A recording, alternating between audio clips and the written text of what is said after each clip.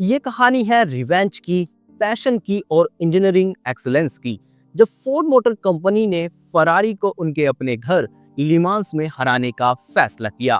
आज हम बात करेंगे उस लेजेंडरी कार फोर्ड GT40 की, जो सिर्फ एक रेसिंग कार नहीं थी बल्कि अमेरिकन डिटर्मिनेशन का सिंबल थी। ये डॉक्यूमेंट्री एक्सप्लोर करेगी कि कैसे एक फेल्ड बिजनेस डील ने ऑटोमोटिव हिस्ट्री को फॉरएवर चेंज कर दिया और कैसे फोर्ड GT40 ने फरारी की डोमिनेंस को मोटर स्पोर्ट में खत्म करके एक न्यू चैप्टर लिखा।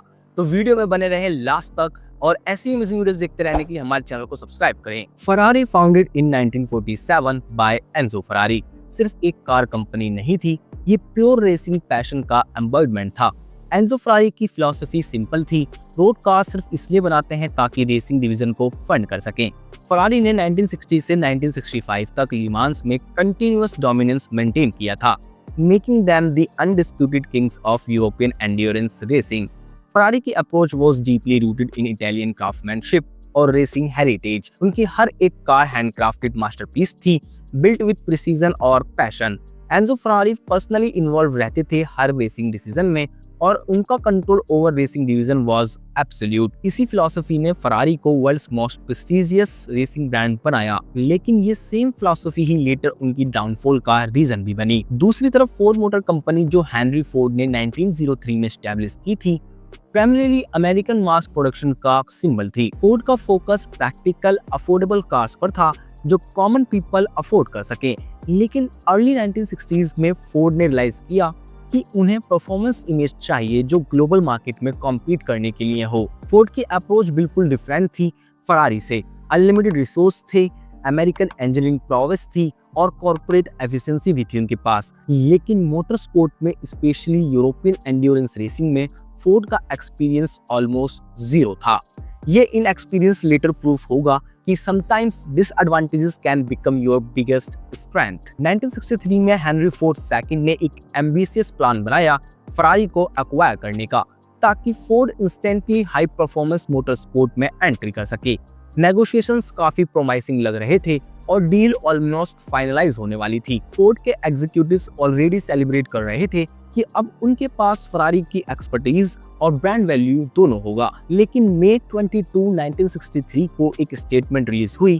Ford motor company and Ferrari wish to indicate with reference to recent reports of their negotiations toward possible collaboration that such negotiations have been suspended by mutual agreement। यह official statement था, लेकिन reality ये थी कि Enzo Ferrari ने last moment में deal से हाथ खींच लिया। एंजो फरारी का मेन कंसर्न ये था कि फोर्ड उन्हें रेसिंग डिवीजन का कंप्लीट कंट्रोल सरेंडर करने को कह रही थी। फरारी के लिए रेसिंग सिर्फ बिजनेस नहीं था, ये उनकी सोल थी। उन्होंने क्लियरली स्टेट किया कि वो रेसिंग डिसीजंस में किसी कॉर्पोरेट इंटरफेरेंस को एक्सेप्ट नहीं कर सकते। When Ford insisted on complete control, Enzo simply walked away, leaving Ford executive shocked और humiliated। ये रिजेक्शन सिर्फ बिजनेस डील की फेलियर नहीं थी, ये पर्सनल इंसल्ट थी हेनरी फोर्ड सेकंड के लिए। एंजो फरारी ने एसेंशियली कहा था कि अमेरिकन कंपनी मोटर स्पोर्ट में कॉम्पीट करने के लायक ही नहीं है। ये movement become the catalyst for one of the motor sport greatest rivalries, project genesis. Ferrari deal fail होने के एक मंथ बाद फोर्ड ने high performance and special model operation unit establish किया। मिशन वाज क्लियर, एक racing GT car that will have the potential to compete successfully in major road races such as Sebring and Le Mans। ये सिर्फ corporate decision नहीं था, ये personal rivalry बन गई थी। फोर्ड ने सबसे एक्सपीरियंस प्रोफेशनल्स को हायर किया इस प्रोजेक्ट के लिए। रॉय लर्न, जिनके पास पहले से कुछ इनिशियल डिजाइन कॉन्सेप्ट्स थे, कैरोल सेल्बी, लेजेंडरी रेसर और engineer Eric Broadley, whose Lola GT was considered ground breaking, और जॉन वायर, जिन्होंने लीमांस रेस जीती थी एस्टन मार्टिन से। सबको एक टीम में लाया गया, रिसोर्सेज अनलिमिटेड थे और डेडलाइन टाइट। सिर्फ 10 महीने थे until 1964 race. Initial development Britain में स्टार्ट हुई, एरिक ब्रॉडले के गैराज में, जो कि ब्रामले साउथ लंदन में है।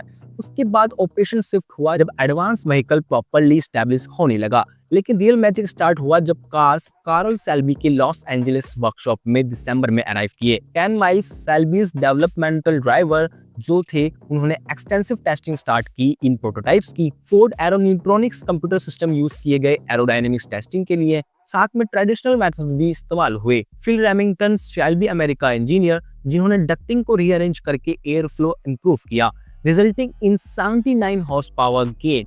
उनकी इस रीअरेंजमेंट से 79 हॉर्स पावर बढ़ गई थी।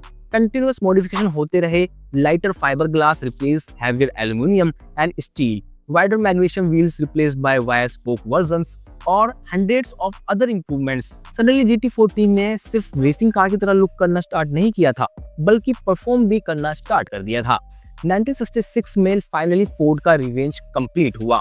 ली मांस में फोर्ड GT40 मार्क II ने हिस्ट्री क्रिएट किया, जब तीनों 427 क्यूबिक इंच पावर्ड प्रोटोटाइप्स ने फिनिश लाइन टुगेदर क्रॉस किया।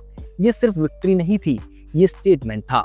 Ford became the first American manufacturer to win a major European race since Jimmy Murphy's Duesenberg in 1921 French Grand Prix। Ferrari का 6-year winning streak finally break हुआ और Ferrari dominance का era officially end हो गया। ये victory ने prove किया कि अमेरिकन इंजीनियरिंग और डिटर्मिनेशन यूरोपियन रेसिंग ट्रेडिशन को बीट कर सकता है। फोर्ड ने फरारी को उनके अपने घर में उनके स्ट्रॉन्गेस्ट डोमेन में हराया था। 1967 में फोर्ड GT40 Mark IV ने हिस्ट्री रिपीट किया, becoming the only car developed and assembled entirely in the United States to achieve overall win at Le Mans। ये विक्ट्री और भी स्पेशल थी क्योंकि ये प्योरली अमेरिकन एफर्ट था। चैसी हो या इंजन हो, दोनों यूएस बिल्ड थे। 1968 और 1969 में private JW gulf oil team ने लूप होल यूज करके Mark I with 5.0 litre engine से ली मांस विन किया, यानी एक बार फिर से ली मांस फोर्ड GT40 ने जीत लिया। फोर्ड का डोमिनेशन कंप्लीट था। 4 consecutive years 1966 से 1969 तक ली मांस पर फोर्ड का ही कब्जा था। Legacy and model revival. Ford GT40 की सक्सेस सिर्फ रेसिंग विक्ट्री नहीं थी, ये पैराडाइम शिफ्ट था मोटर स्पोर्ट में। ये प्रूफ किया कि अनलिमिटेड रिसोर्सेज, प्रॉपर प्लानिंग और डिटर्मिनेशन से कोई भी एस्टैब्लिश लेगेसी को चैलेंज कर सकता है, जैसे कि फरारी की इस लेगेसी को करा गया था। फोर्ड का रिवेंज कंप्लीट हुआ, लेकिन इस प्रोसेस में ऑटोमोटिव इंजीनियरिंग को नए हाइट्स मिल गए। GT40 की legacy inspired generations of car designers और इंजीनियर्स। इस सिंबल बन गया अमेरिकन इंजीनियरिंग एक्सीलेंस का और दिखाया कि इनोवेशन और डिटर्मिनेशन ट्रेडिशनल एक्सपर्टीज को भी बीट कर सकता है। फोर्ड का ग्लोबल इमेज ड्रामेटिकली इंप्रूव हुआ और कंपनी सीरियस कॉम्पिटिटर बन गई इंटरनेशनल मोटर स्पोर्ट में। डिकेड्स बाद, यानी दशकों बाद, फोर्ड ने GT40 लेगेसी को मॉडर्न टेक्नोलॉजी के साथ रिवाइव किया। 2005 में और फिर 2016 में मॉडर्न फोर्ड GT लॉन्च किया गया। Carbon fibre body, 660 horse power, 3.5 litre eco boost V6 engine, ये अल्टीमेट एक्सप्रेशन था टेक्नोलॉजिकल इनोवेशन का, while honoring original GT40 legacy। Modern GT ने प्रूव किया कि फोर्ड का कमिटमेंट टू परफॉर्मेंस और रेसिंग एक्सेलेंस अभी भी स्ट्रॉन्ग है।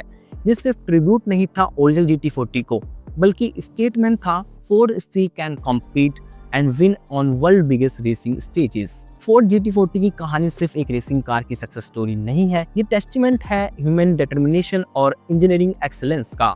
एंजो फरारी ने सोचा था कि अमेरिकन कंपनी मोटर स्पोर्ट में कॉम्पीट नहीं कर सकती, लेकिन फोर्ड ने प्रूव किया कि पैशन और रिसोर्सेज मिल जाए तो इम्पॉसिबल भी पॉसिबल हो जाता है। ये राइवलरी ने ऑटोमोटिव हिस्ट्री फॉरएवर चेंज कर दिया। फरारी और फोर्ड दोनों कंपनीज ने इस कंपटीशन से लर्न किया और बेटर प्रोडक्ट्स बनाए। आज भी जब हम परफॉर्मेंस कार्स की बात करते हैं, GT40 का रेफरेंस मिलता है। ये टाइमलेस आइकन है जो प्रूफ करता है कि sometimes best victories come from biggest setbacks. Ford GT40 ने सिर्फ फरारी को बीट नहीं किया, उसने रिडिफाइन किया कि अमेरिकन परफॉर्मेंस क्या अचीव कर सकती है। ये legacy continues today through modern Ford GT, proving कि some rivalries never die, they just evolve and inspire new generations of automotive excellence. बाकी आपको वीडियो पसंद आई हो तो वीडियो को लाइक करना और सब्सक्राइब करना हमारे चैनल को ऐसे ही अमेजिंग वीडियोस देखते रहने के लिए, क्योंकि अगर आप मुझे सब्सक्राइब करोगे या लाइक करोगे तो उससे मुझे इस तरह की वीडियोस बनाने की मोटिवेशन मिलती है। मिलते हैं आपको नेक्स्ट वीडियो में, तब तक के लिए बाय, थैंक्स फॉर वॉचिंग।